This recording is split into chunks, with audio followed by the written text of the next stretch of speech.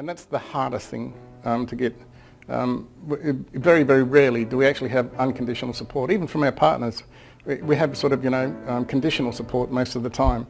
Mark Twain observed that the inability to forget is far more devastating than the inability to remember. In other words, you can't let go. So in other words, it's failing to get off the augmented learning treadmill is far more devastating than not knowing what to do. And yet people say, because I don't know what to do, I won't get off the treadmill. And of course, the status quo just kicks in, and basically it's sets minds, or it's the mindset. So failing to let go of old stuff actually traps you in a comfort zone.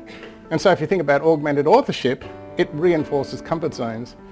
And so comfort zones are really sort of interesting. In comfort zones, you've got an upper limit and you've got a lower limit. That's why they call it a zone, a comfort zone. And so if you go 10% above your upper limit, in other words, if you go 10%, if you go 10% outside your happiness upper limit, or if you go 10% out fortuitously outside your money upper limit or your lifestyle upper limit, you're actually going to do something.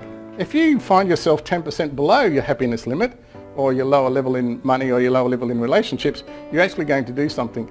If you're 10% above, what happens is you'll decompensate. You'll actually find some way to not be so happy. If it's money, if you go 10% above, somebody gives you, if you're on $100,000, somebody gives you $10,000, you're going to find a way to blow that $10,000. You'll decompensate. You won't actually put it to good use. Does that make sense? Same with the bottom. If you're outside, if you're on $100,000 and suddenly you go down to, I don't know, there's a pay cut or something like that, and now you're down at $90,000, you'll probably go and take another job to get back into the 100 grand, or go and do some extra learning, or go and get another degree and all of that sort of jazz. But basically you'll then go into scramble mode, because now you're really starting to stretch, and that's actually what the comfort zone refers to. So comfort is derived from the 13th century Old French word and Latin, conforto, which means to help, to strengthen. It's really important to actually focus on to help, to strengthen. So it also is from comfortare, meaning to strengthen much, which comes from com, which is intense, and fortify, or to make strong. Zone comes from the Latin word zoniani, which means a geographical belt. 13th century Greek, zoniani, meaning to grind, to gird, a girdle. Now here we have a belt, a girdle, which by definition has an upper and a lower limit.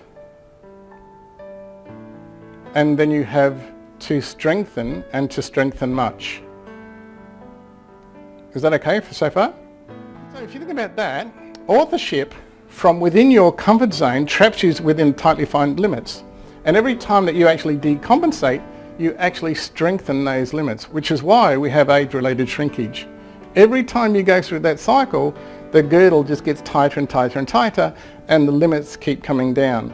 So you can't do things now that you could do easily in your 20s or your 30s. We could do near death-defying stuff when we were teenagers.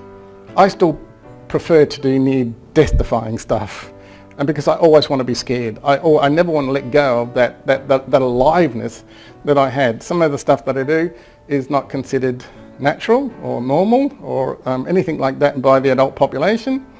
That's fine with me. It traps people in this very, very tight thing, and every time you go through a cycle of decompensation or scramble, you actually strengthen the limits. And so it's really important to understand the notion of girdle belt because of the upper and lower limits that actually define your authorship. So comfort zones are more aptly described as the things you do to strengthen the limits that actually restrict your potential.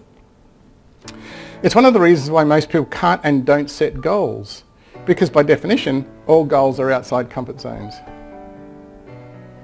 And people prefer to work within the comfort zones.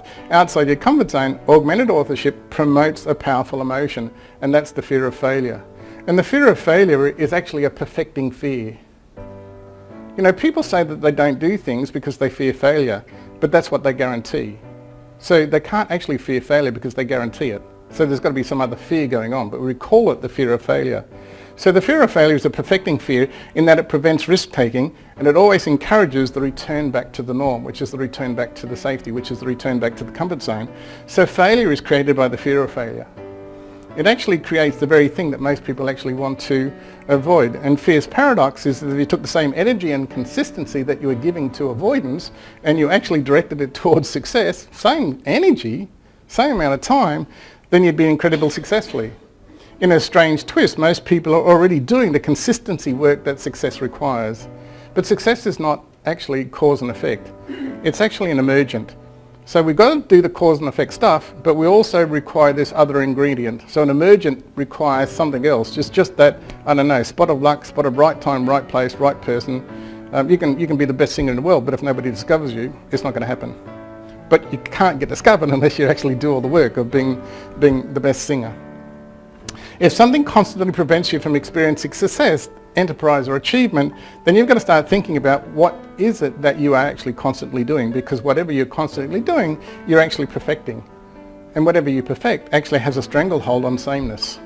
And every time you go through that cycle, age-related shrinking shrinks the amount of flexibility that you actually have. And this is critical because anything that you constantly do leads to perfecting whatever it is you constantly do. So augmented authorship means that people are always perfecting less than, rather than more than.